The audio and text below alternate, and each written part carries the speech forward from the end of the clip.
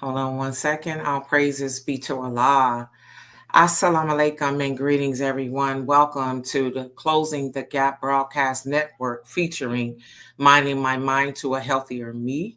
This is Sister Anisa Muhammad, your host, and we have as our special guest today, we have Brother Kevin Eugene Muhammad from the Ministry of Agriculture in the city of Los Angeles, California. And welcome, welcome, welcome to our show. We really, truly appreciate your presence and for your coming. Um, Thank you for having me. Speak to Allah. I am very, very excited, and I know that I see my banner in the background, and I'm just going to leave it up because I want people to see the light and the brightness coming from me, you, and the background back there. I like the sky, considering that you're on the Ministry of Agriculture Right. and we're talking about the sun. We're talking about the light of the sun and how important it is for us to grow. And Mhm. our topic, again, our guest is Brother Kevin Eugene Muhammad. And Brother Kevin, just start off by sharing a little bit about yourself today to our guests who don't know you. Okay, well, praise be to Allah. Well, thank you for such a wonderful introduction. And thank you, Sister Nisa, for your leadership and your hard work and Ministry of Health and Human Services. I see you. And there was a time where I used to say, where's all the other ministries? But, I can't say that anymore because you are very, very present. I see the Ministry of Health growing just across the nation. And I really appreciate that because it's so needed. I want to thank also to our student regional minister, Minister Abdul Malik Saeed, also for his hard work and his leadership and his inspiration to do this work that we've been doing over the time. Because I can go over to my timeline, but he's a brother that inspired me to get down this journey from the beginning. I'll tell you how that worked. So I registered in 1996 in Los Angeles, Moss Okay. number 27. But I moved to Cincinnati in 1997. So a year later, I was in Cincinnati. In Cincinnati, you drive to Savior's Day in 1997, 98. I still felt part of number 27, even though I was in number 5. And I saw number 27 promoting a food box program. I remember there was Savior's Day Minister Tony at the time was up on the stage promoting the food box program. And Yes, I'm in sir. Cincinnati. I said, well, ain't nobody doing that here. I'm going to start some type of food box program here in Cincinnati where I was. I remember making the purchase maybe once or twice from that national distribution that happened at one time. But we eventually, that was also doing the Exodus program, all that little season we were going through in the nation. I was Hmm. inspired by Minister Tony to start some type of activism within the nation to start some type of economic, some type of program. So from that, um, became junior FY coordinator. And we took a field trip down to Muhammad Farms, me and about 12 juniors. And that's where I met Dr. Wrigley. I had met him once in Chicago during the Savior's Day briefly, got his contact information, and we ended up going on a field trip. And I remember him saying to me, because I was asking him, okay, we got this farm down here, it's Muhammad Farms. How do we purchase from Muhammad Farms? I mean, we're in Cincinnati. How can we buy from Muhammad Farms? And I remember he took us on a field trip to some type of college where there were other Black farmers there at the time, and all the juniors got a chance to see. And I remember on the way back, he said, if you want to buy from the farm, you're going to have to go back and organize a group of people to buy bulk because you Wow. just can't buy, you know, thing of tomatoes here. You got to change your whole behavior in order to access the farm. So I know when he said he didn't think we were going to be able to do it. But we went back and we organized a buying club in the city of Cincinnati using fruits and vegetables from a wholesaler I found in Kentucky.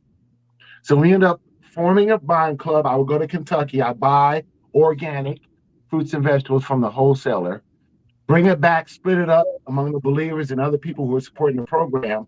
And that's how we were the buying club. So when the farm grew watermelons, grew this and that, we had enough to support a trip up to Cincinnati to drop off watermelons. And I wasn't the only one doing it at the time, but Cincinnati was definitely a stop on the route because we had a buying club set up there to do that. So by Allah's grace, that buying club is still going in Cincinnati to this day. Oh, wow. But So they so owe we you a lot, huh? That's awesome. so we were able to do that for a while. And also, if you remember Everlasting Spring Water, Yes. I think our buying club Minister James in Cincinnati had a friend who had a warehouse, and he let us use the warehouse for free.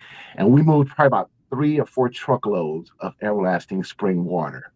One of those truckloads we drove all the way to Chattanooga to pick up ourselves, and it was a U-Haul coming back like this, full of water. You But mean, it was, wait, hold up. You uh-huh, went from Cincinnati to Tennessee to pick up pick, water? pick up a whole I forgot what we rented, but it was a big old truck, and it was so loaded down. We was worried we were going to make it back, but it was water, everlasting spring water, gallons, 32 ounces, and in small bottles, all the sizes. And we Mhm. brought it back, and then we put it in the warehouse, and then we started moving it with the buying club. It was great times when that was happening. But so that was kind of how I got involved in this whole thing, and ended up back in California a couple of years later after that in Rialto. And I guess I just the fever because we started a buying club in Rialto. And you remember the food boxes. I was working with some Operation black Feed My Flock? farmers. Operation Feed My Flock? Yes, I do That was remember. well, yeah, it was that, and we were working with some black farmers in San Bernardino area. We were packaging fruits and vegetables. We were going collecting from different farmers, and we were doing a food box program. That happened around 2006 or so, and then I got involved with the Ministry of Agriculture. I was actually built the first website for the Ministry of Agriculture nationally. Me and Dr. Ridgely put it together, and Good. soon after that, the Staple Goods program started. So I can go back into what happened with the food box program, but anything economic for Black folks is going to face opposition. So you just got to keep pushing through it, and if something happens, you got to reinvent it, do it again. There's no reason to stop because something happens. My farmer in San Bernardino ended up in Africa, and then Oh, he couldn't wow. get back here. His paperwork was sabotaged. He couldn't get back here. I don't know what happened. And Well, I his pray father now he's never, okay. things happen. So we end up, just kind of transforming it to the Staple Goods. So now I'm really focused on the Staple Goods program as kind of my part to play in the Ministry of Agriculture going forward. I think it's a key part. So I've kind of been involved with this for about 15 or so years more, one way or another. I was a Y2K coordinator back when everyone thought the world was going to end in 2000. And I was in charge of getting water for the believers, make sure all the believers had water in their homes, for that to happen, which, never happened. But so I've been active in doing these type of things in the nation since I've been in. So that's a little bit about Brother Kevin. And in my Well, personal that's life, a perfect. Go ahead. I'm sorry. in my personal life, also in my professional life, I'm in food distribution as well. Okay. I've been in it for more than 20 years. So um, there's not a lot I don't know about supply chain management, operations management, warehousing, shipping. I'm pretty much got a background in that. Just by God's grace, just perfect fit, right? Actually, it is, and this is a perfect segue into the next question that I wanted to Mhm. talk to you about, which is what actually inspired you or motivated you to get involved with farming and agriculture outside of your experience in Cincinnati? Because sometimes we're born with certain gifts or something happens in our childhood that kind of guides us, into a direction that we're going into. It could be something traumatic that happened. It can be helping your grandma pick tomatoes out of her garden. What Mhm. actually motivated you to want to get into farming and making sure that our community has good food? Well, you know, reading the messenger's books, he explains this scenario that, I can't say that I understand all and how everything's going to happen, but it seems clear that we have a situation we have to do for self. And we have to figure out how to survive just for ourselves and the nation and for our people. So just looking for something I can do. At the time, I remember I had a very ambitious wife, and she was in the martial arts. She was doing all kind of stuff in the nation. I was not going to be not doing anything, just going to meetings and participating. So believe it or not, she motivated me because I didn't want her to leave me behind. So I started doing this, started working with the juniors, and then I got involved with agriculture, and just a natural fit for my background. Because I managed restaurants for many years as well. So it was just a natural fit. So that's kind of why. And I like it. I enjoy it. Then out in San Bernardino, I got involved with a little bit of farming, but I'm not so much of a farmer. And it's my fault for kind of calling it the Ministry of Agriculture, but I'm more of a on the agribusiness side of it. I don't know. I probably could grow a tomato unless you show me how to do it. But there are those who grow tomatoes that need to know what to do with the tomatoes after they grow it so that they can keep growing tomatoes. I'm the guy to figure that out. Okay, you got all these tomatoes. I can figure out how to move your tomatoes so that we can get them into the market. That way you can get your money back and you grow more tomatoes. Sustainable farming. I'm the kind of guy that could, if you have an operation, I can help you improve your operation, or I can help you design an operation that's sustainable. It's just my experience is what I do for a living. Okay. So I think, working with the Staple Goods Program gives us the economic base that the messenger talked about in Message to the Black Man. He talked about, we can have restaurants, you can have this, you can have that, but you have to have connection to the earth, connection to the ground. You have to control what's coming out of the earth, make sure it's secure. And then if you have access to what comes out of the earth and wholesale, then you can create all these other different businesses from that and sustain it. The minister said in The Time of What Must Be Done, part 36, I've posted this quote that they made it illegal or made it very difficult for Black people to purchase direct from farms into the market. They made those avenues where we had to get permission to do that. And they made it difficult. So they knew that in doing that, we could set up systems of survival. We can create jobs like, science of business, create jobs off of what, almost what we drink, what we eat, what we wear, things that are just living things that we do every day. We can create economy from that. Yes. So, the And minister. it's funny because it's like our vibe is like simpatico right now, because the next question I wanted to ask you, is there a difference between agriculture and agribusiness? And you kind Yeah, of touched on it, but if you yeah, want to care to elaborate for the sake of clarity for our listeners, that'd be great. yeah. The base science is agriculture. Farming is a base science. And there are those who they're farmers, and there are people who love to do that. That's why I think education is so important, because we want to inspire those who have that in their genes. They want to farm. They're into the earth. They're that whole moon thing, and they're the earth. But then agribusiness is, once you grow the product, how do you move the product? Okay, you grow a field of tomatoes. Okay, now what are you going to do with those tomatoes? Agribusiness comes to market those tomatoes, to the consumer. Okay, to create ways that you can take your product and generate sustainability. So you may grow strawberries. You can sell strawberries in a strawberry stand, or you can grow great strawberries and turn them into jelly and sell jars of your product like that. That's called marketing.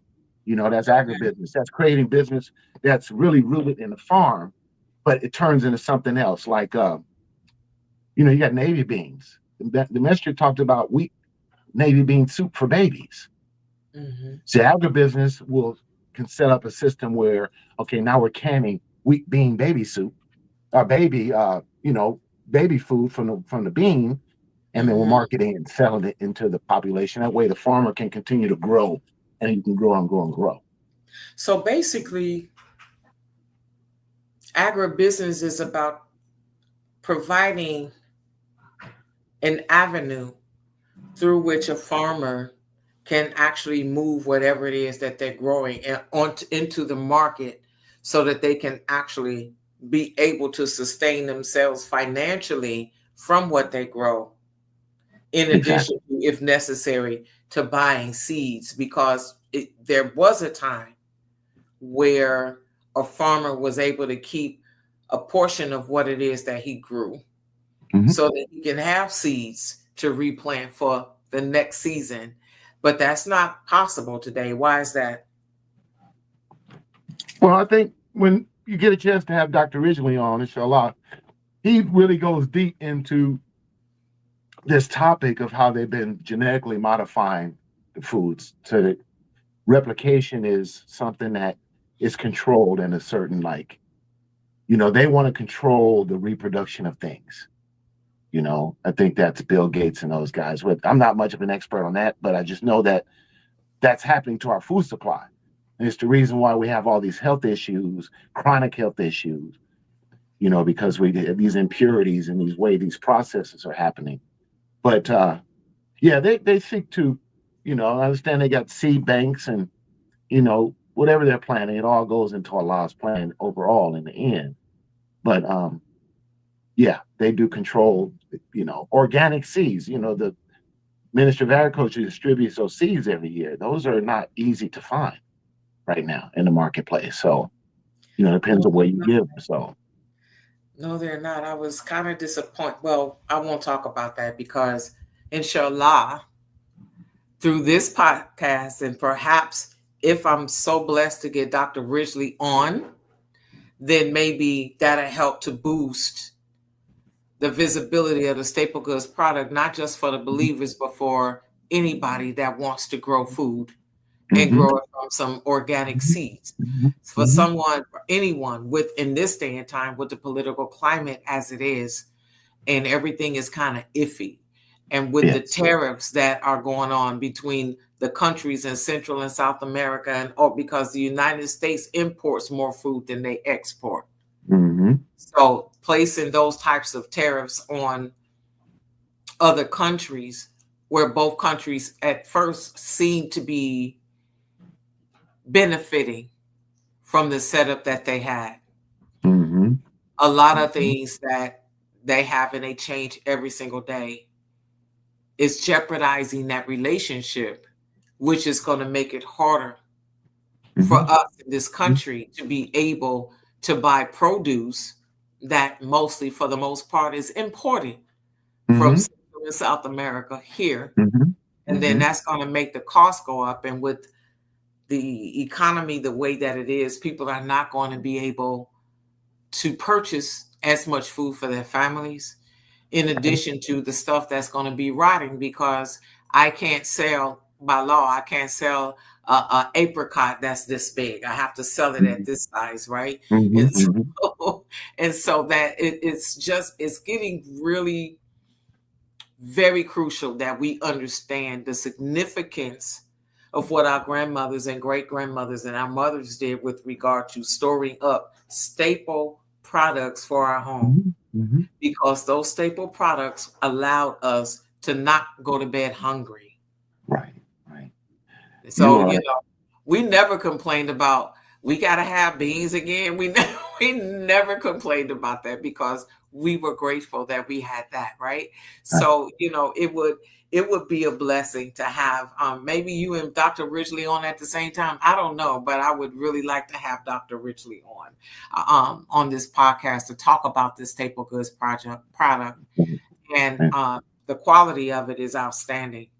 Yes, it is. Yes, and you have to know the date that it's going to start on the staple goods. We're going to start the registration process will begin in August. It's going to begin in August. In August. And delivery probably at the same time, October-ish. It's going to be September, September. Yeah, they've over the turnaround time. You may not have noticed. Used to be 8 weeks to 10 weeks sometimes, but they've got it down to about 6 weeks turnaround now.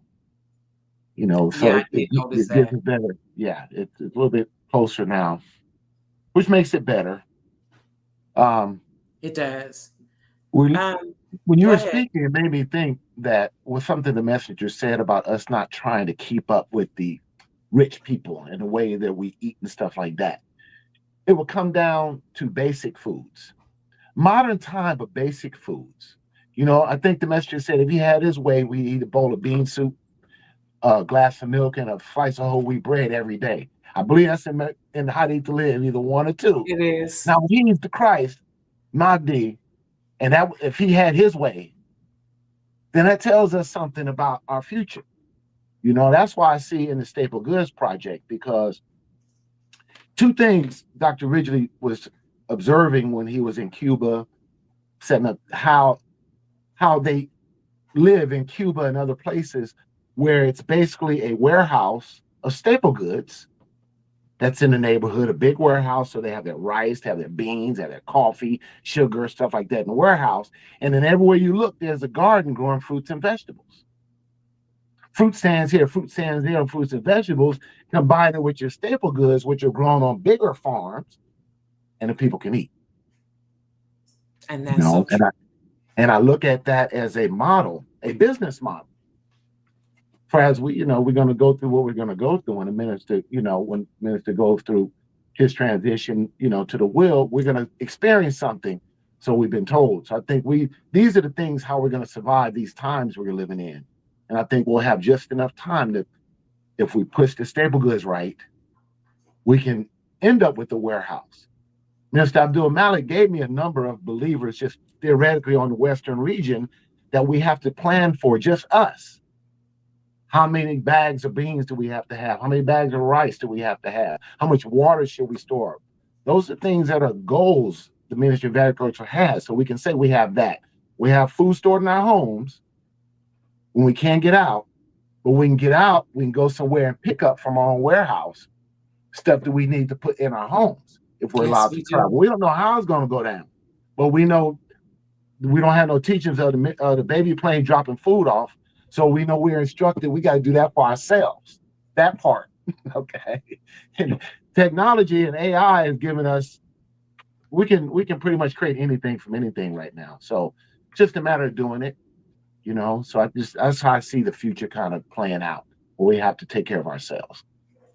Well, dear brother, it's actually true, because I know that in the late 90s when I got involved with disaster preparedness, with a lot of encouragement from our dear sister Joyce, may Allah be pleased with her.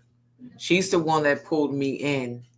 And I know that I came in right before the madness about Y2K, as far as that is concerned. But I've always had in the back of my mind a vision of us needing, I called it a way station, but in truth, it really is a warehouse with stuff in it for people, so that they'll be able to use it and actually utilize that service, because we're going to need it, especially if we believe what it is that we are taught about the time that we're living in today, where there's a possible famine, there's a possible shortage in food. And what people do not understand and know fully is that there are billions of dollars are to be made from famine.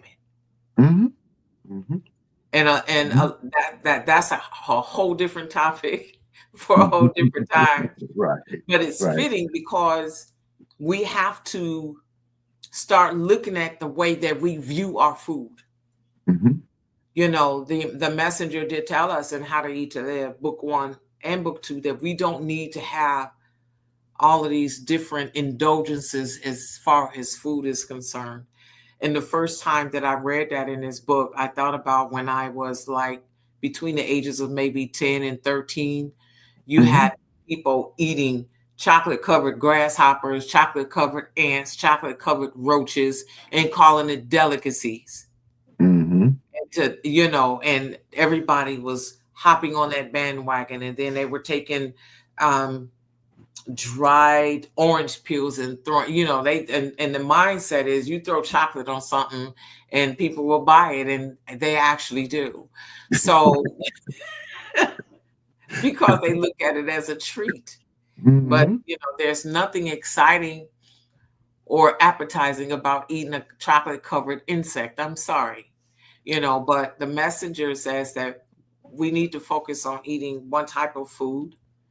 He even says that we really don't need all of those different types of spices, but he's not saying not use them. He's telling us that we maybe should scale back, because there will be a time when all of that stuff may not be there, and you're not going to cook it, or you're not going to want to eat it because you don't have all these doodads over here, and all you have is some salt and pepper, right? And so we have to start changing the way that we view our food, where we're going to get it. the different types of foods that are present in the market today that were not there when I was growing up. I noticed when I moved to California in 1980, one of the first thing I noticed is that cucumbers and tomatoes didn't taste like they did back home. And I'm from Oh, Ohio. oh yeah. It was something a little off about the flavor of the cucumbers and the tomatoes, and it's Mhm. kind of like they look the same, but they didn't taste the same. You They know, use and gas to grow them. Yes, ma'am. sir, They're using I didn't gas hear to you. grow them. You know, they ripen them with gas so they get to the market on time. But when you ripen it with gas, it doesn't develop the nutritional value or, like you said, the flavor. You know, it's because it's artificial. They ripen Okay. it with gas. Come on, brother, talk to us about that. No, when they, depending on what's going on with the field and how long it has to last on the shelf. You know, I remember one time there was a talk at work a few months ago about the grapes because Hmm. something happened with the grapes in the United States as far as where they grow them weather-wise. So the grapes were coming from Chile, Right. but the grapes that were coming from Chile had already been they already been harvested months earlier. So that they'll be quote unquote right by the time they arrive. Exactly, exactly. So even if it was inside the work, don't buy grapes for the next couple of weeks because they're going to be artificially ripened and held in a state, and they won't be good for you. And it was a Wow. joke. They laughed it off, but that was the state. So when they ripen stuff with gases, it'll look like it's grown, and that's your Ralphs, your Albertsons, most of Costco's a little bit better, when it comes to quality wise. But any of your mainstream grocery stores has that. There's no flavor. You have to go to a farmer's market to find your local farmer's market on the nights they have it, where local people come out and bring their wares. Then you can get some fruits and vegetables that's quality, that's going to do you health wise. I like farmers markets, but I know that the most one that people in our community go to is the one that's usually out in Santa Monica Okay. towards that one. And I remember over here on Degnan in Lamert Park, there's a little stand and they sell organic fruits and vegetables, right? Uh-huh. Uh-huh. And I saw some of the biggest red grapes that had seeds in them that I had not seen in I don't know how long.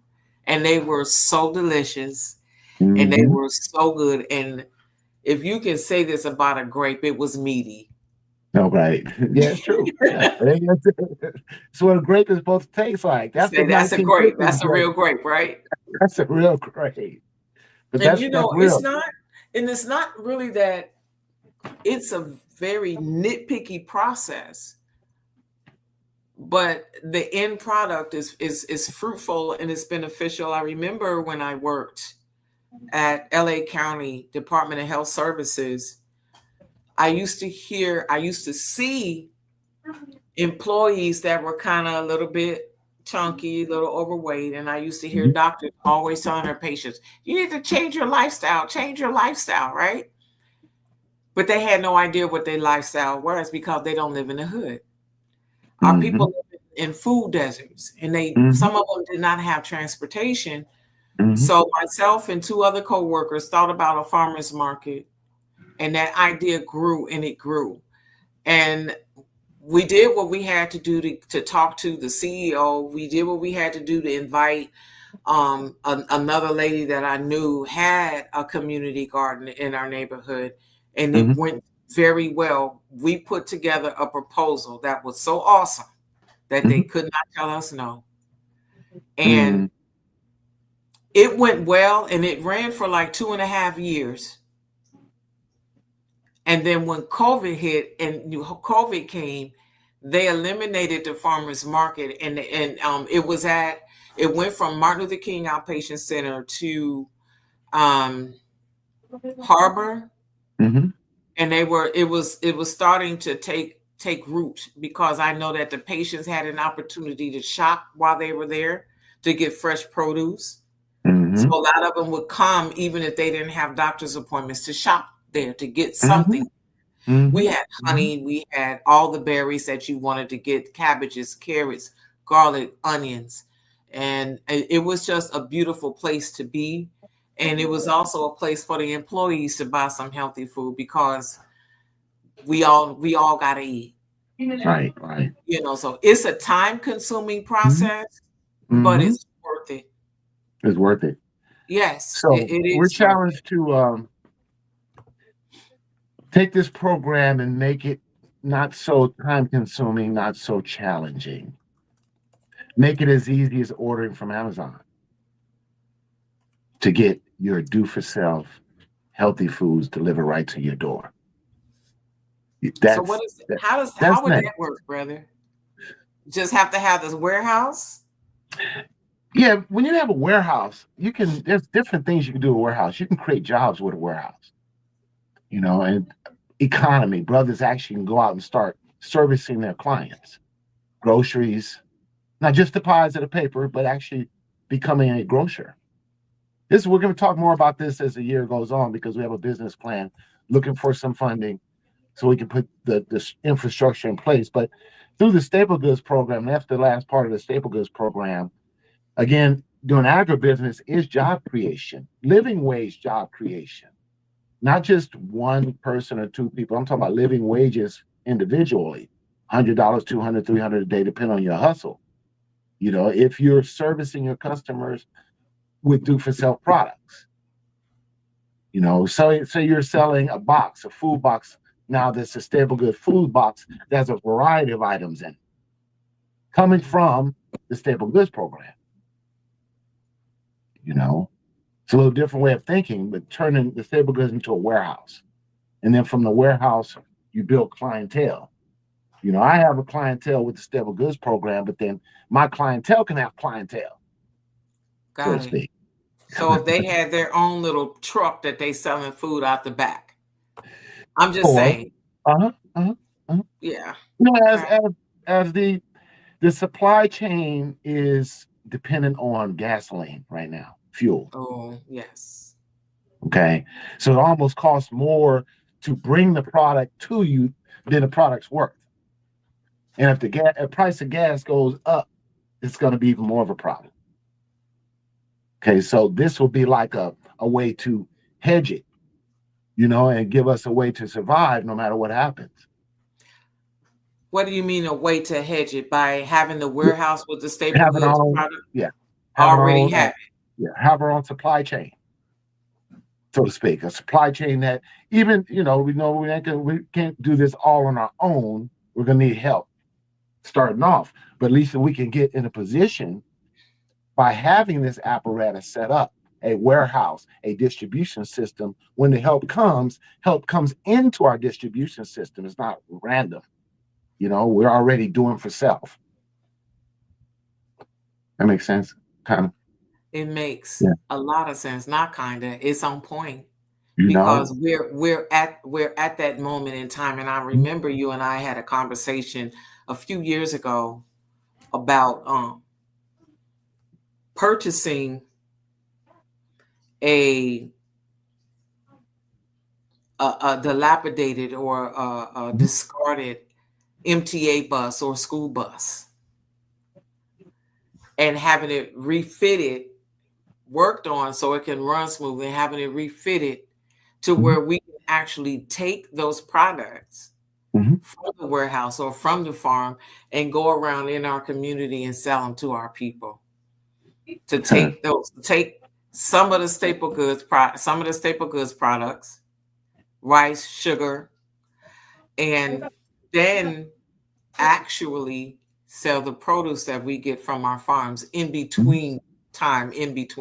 Mhm. When I Mhm. moved Mhm. to Los Angeles, one of the most remarkable things I remember is that you can go to a neighborhood store owned by our Latino family, and if necessary, you can buy one egg, Right. two eggs, three slices of cheese. And that, because they understood the concept. I don't have money to buy for my whole Mhm. family or for myself, but if I could feed my children, if I got enough for 3 eggs, I have 3 children, I can at least feed my children this before they go to bed, or feed them this before they go off to school. And I thought that was an amazing, because I had never seen that before. I had never even actually seen the necessity of it, but there were a lot of people who owned businesses, like a lady that lived that had a cleaners across the street from where we lived. She had a farm. She would bring her products down there and sell them on the weekends out of her cleaners. You know, so there's a good way that we basically can do this in our own community. But I love the idea of having a warehouse where we have an actual inventory, where every time that we go take something off a shelf to fill an order, we scan it, and there's a system in place that will automatically keep up with our inventory, so we'll never run out. Multi-use, because we'll need a place to store medical supplies too. Yes, that we get donated, or wherever, how we have a place to store it properly. I'm sure we can get donations. Yes, sir. We just have to have the apparatus and the paperwork, whatever, to get it. But a multi-use warehouse, a production kitchen. Minister Abdul Malik Saeed is talking about economic activity to support the new project. This would be the perfect apparatus. All products with the purpose. I see it. It's like, and if we imagine this, dear brother, the ministry, because we've also talked a lot about how the Ministry of Agriculture and the Ministry of Health and Human Services, if we cannot talk about health to people without having food, healthy, good food, right? Does that make sense? And so to have attached to the warehouse, but not in the warehouse, a place where people can come and have a different view of how we're going to deal with your diabetes or your high blood pressure. You already got your diagnosis. We already got your labs. Right. This is what we're going to write you a prescription, but it's not the kind that you used to see. We're going to send you next door to the warehouse where the food is at. And that's your pharmacy. This is how you're going to be able to lower your blood sugar, lower your blood pressure, lower that cholesterol through the food that we have there. And if you don't know how to cook it, you can come back to our demonstration kitchen in the production kitchen, and we can show them how the messenger taught us to cook our food, where we're not cooking the nutrients out of that food, where we're showing them the MGT way. And in that production kitchen, you know how they have in different places merch on the wall or whatever? Sell stuff out of a can, out of the stuff that we can, in jars. Because as long as we're following the dictates that are set up by public health, and I got books behind me because that's my study. So as far as the rules and regulations of getting us farmers market study, getting this started, getting that started, where do we get the regulatory things? How much do we have to pay for that to get the license for that? Right? For us to be able to do this. We're not selling anything. We're letting our people know that there is something somewhere for them to go that's safe. Somewhere that they can go where they can become healthy. Because in all actuality and truth, there's another aspect that I see, that I get, and that is, if we're building an army for God, and I'm not talking about no army with no weapons, so whoever's listening and trying to do this, that, and you get that out of your head. That is not what I'm talking about. Really need that. We're talking about an army, a battalion of healthy individuals that are thinking clearly because they are no longer sick. They no longer have high blood pressure. They no longer have blood sugar. So they can spend more time working because I don't have to take off work because I'm sick. I don't have to close. I don't have to come close to having a stroke because I forgot to fill my prescription for my high blood pressure medication from my doctor. I'll be able to function. An Asiatic diet. Exactly. With the right types of foods that, and I was just talking about this a couple of weeks ago on my podcast, God's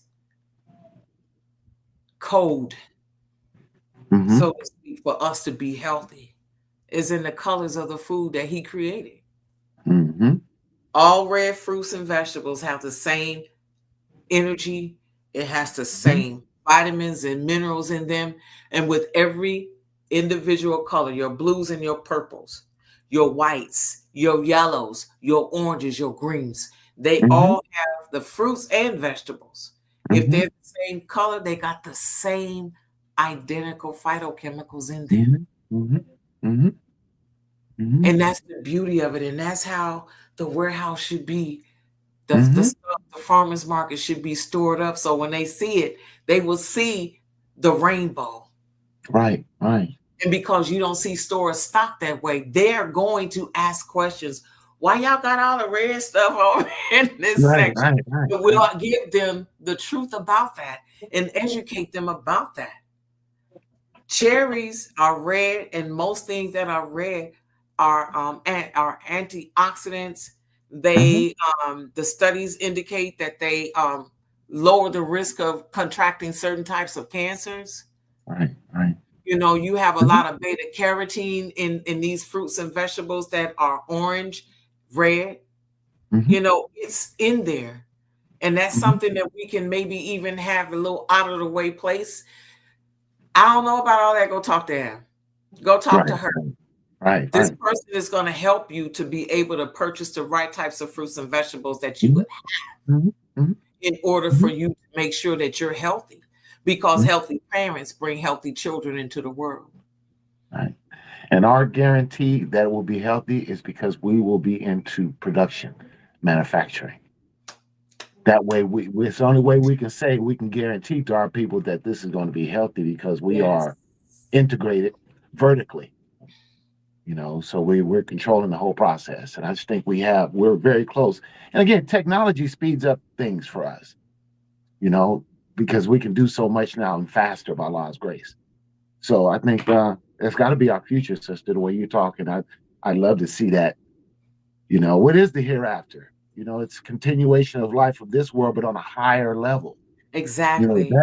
You know, so that's our scientific approach to grocery store. And it can be physical, but it also can be online, because people in that hit a button is delivered to the door.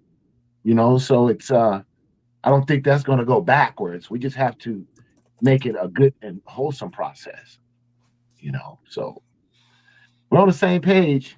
All we have to do is follow the dictates of what Master Farah Muhammad gave, the messenger of Allah, or should I say the Honorable Elijah Muhammad. You know, and it's in the book, and it's real simple. And I think that if we would evolve our minds and our mentalities to go beyond, as Brother Supreme Captain said in a reel that I saw the other day, the Honorable Elijah Muhammad is not a messenger. He was, but that's not who he is now. And we also have to elevate our train of thought of how we look at our food, because there is no doubt in this technology that they have out here today, there's no way on God's green earth that somebody can sit there and say that they did not know, dear brother. No. There were 55 ingredients in a Chick-fil-A. Right. When it's just like it's supposed to just be meat, cheese, meat, and that's it. What they said on that commercial. I mean, and I mean, I'm making light of it, but it's a very heavy topic, and I do have a great concern, because I know that while working in hospitals and working directly and indirectly with people with chronic illnesses, whenever governments get tired of something being called one thing, in order to redirect funding and to get more funding, They call it something else. So what used to be called chronic illnesses or chronic diseases are now called non-communicable diseases. And I'm calling it that because they're preventable. Most of the illnesses that happen in our communities, on the one hand, is preventable, but on the other hand, if we live in a food desert, Right. we have no control over that. For the most part, here in Los Angeles, I can't speak for anyone anywhere else, excuse me, that they make it virtually impossible because of all of the mandates that you have to have. Say, Brother Kevin, if you wanted to open a store, just a little mom and pop store, it's like about 7,500 square feet. That's a pretty okay size. But you have to submit the paperwork. You have to pay a fee. You have to show that you're leasing this space month after month after month for a minimum of 2.5, maybe 3 years before they will even give you permission to have a store. Because you have to jump through all these loops of fire to even own a store. And no one in their right mind, that's a business person, will want to pay X amount of dollars per month to lease a space that they cannot conduct business out of because they're losing too much money. They're not willing to take that risk. So the stores that are in our communities don't sell the best produce anyway. And because we don't know what it is that we should be eating, because we're listening to too many armchair scientists, for lack of a better word, that I looked that up on Google. They said it was okay, or I saw that, somebody dressed up like such and so on TikTok or whatever. And they said that they looked at it, and most of the time they probably just did a Google search themselves. And we have to really scrutinize what we listen to, who we listen to when it comes to putting things in our bodies that's supposed to maintain our life. And that's why the Ministry of Agriculture is extremely important to our survival. And that's I pray a lot that some of what it is that we discussed today, that we'll be able to see the fruition of our labor, which is a labor of love, the Ministry of Health and the Ministry of Agriculture, and us coming together to put what we talked about in past conversations and some of what we shared here and make it real for our communities. Because I love my people. I do. But I ain't getting in trouble with the guy because you won't be hard-headed. I have to go to the store, but I got to make sure that it's set up because we're responsible for what we've been taught.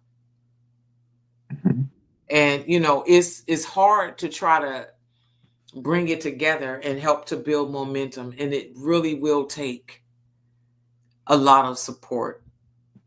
It really will take a lot of support and a lot of funding.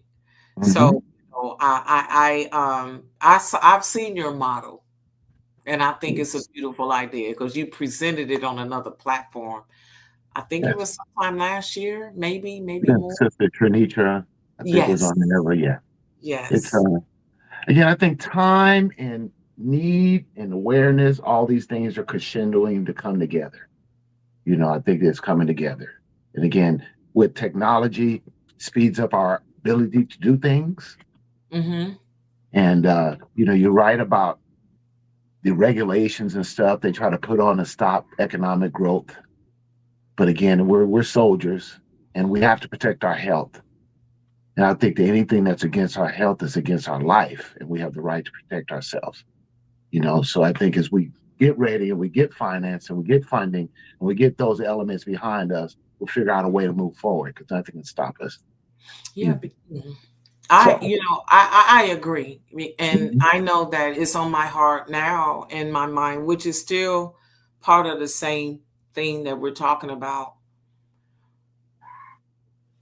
When I look at our community and I look at the political climate.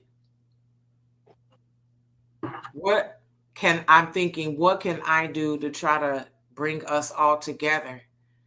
Because at the end of the day, whatever gets cut is going to affect our people Mhm, the mhm, hardest. mhm, But a lot of that is mind over matter because, yeah, we'll go through hard times, mhm, but it's not going to affect us as much as it does others because, as they say, we've been broke, right? We've been mhm. poor, so we can navigate it. But at the same time, we still have to work diligently to make Oh yeah. sure that we meet people that are in the food industry, agriculture Mhm, business, people that mhm, do social services, mhm. public health, and whatever education, whatever it is that we do. There are lots of people out there that look like you and I that are Right. doing this. And we know, absent that stuff that's on paper within the system that or entity or organization that we're working for, we Mhm. know how to get the job done because they depend on us to make sure that they stay afloat. That's right. So we need to do for ourselves what we're doing for them so Exactly. that when that time comes, and it is, Mhm. It's here. it's already here. Mhm. That we need to get together and figure out what we're gonna do. Business unity. We'll get it. Business unity. Page Good 206, business a all message together. to the black man, right?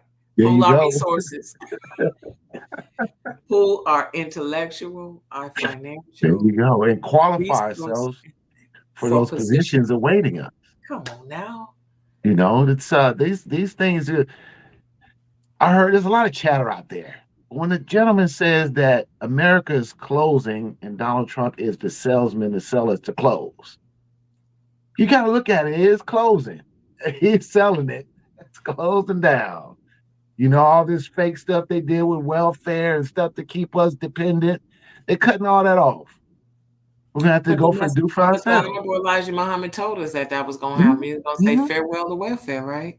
That's what they doing As a it. matter of fact, it's in one of these books back here. It's called Apartheid in America, as a matter of fact. That's the Mhm, name of that book. mhm. And so it's everything is coming to a head, beloved. It But is. it's not something that we did not know was gonna happen, nor is it Mhm, something that we don't see happening. mhm. We just have to make sure that we are ready Right. for it when it actually happens because we can lay down tonight and we wake up in the morning and the bottom and fell all the way out. It sure could. We saw during the pandemic that could happen in no time. That was a little warning shot to let us know. Them grocery stores can empty out quick. So right now, audience, listeners, what I would strongly suggest is that we act like COVID has come back and we make sure that we stock up on water, Mhm. emergency supplies, paper goods. Start having conversations with your primary care provider with regard to getting emergency prescriptions. Mhm. Find out if the schools and daycare centers that your children go to, find out what their emergency contingency plans are. Find out. Mhm. Mhm. How are they going to contact you? Find out what route are you going to go if you have to evac your city. These are conversations that you need to have with your families. The Mhm. conversations that you need to have with yourself.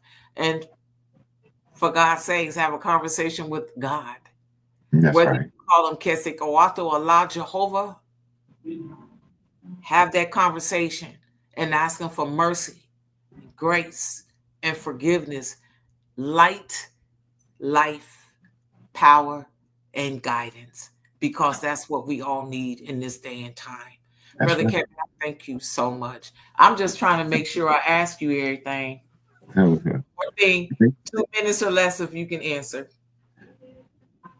How can the Ministry of Health and Human Services and the Ministry of Agriculture be more effective in reaching our people? You're doing it right now, sister. Let's just keep putting these forums together and really forming a circle out of our ministry so that they all support one another. And then again, just get active, doing what we do.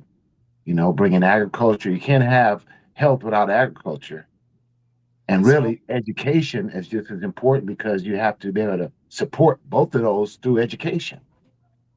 So it's kind of all those three have got to be the critical ministries to move forward. Of course, out of agriculture comes trade and commerce.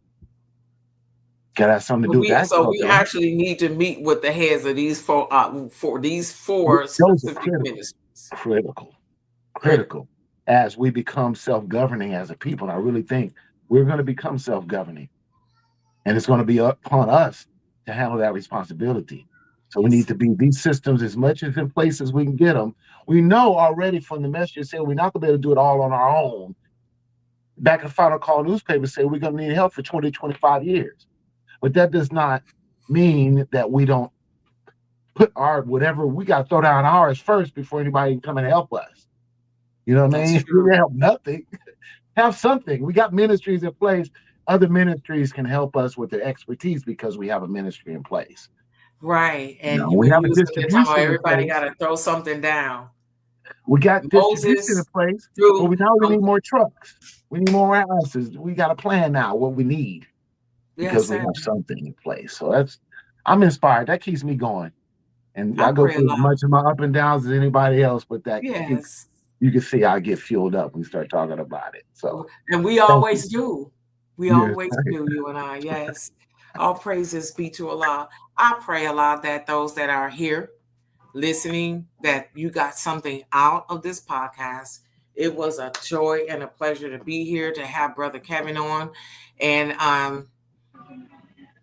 I just pray, Allah, that we gave you something to think about with regard to the present time, where we should be going, and some things that we should think about as it relates to the health, well-being, and stability and sustainability of our homes, our families, and our communities. So thank you so much. I pray Allah blesses all with the light of understanding. Assalamu alaikum. Good night, everybody. Thank you. Thank you. Good night. Thank you, Sister Anissa. You're welcome.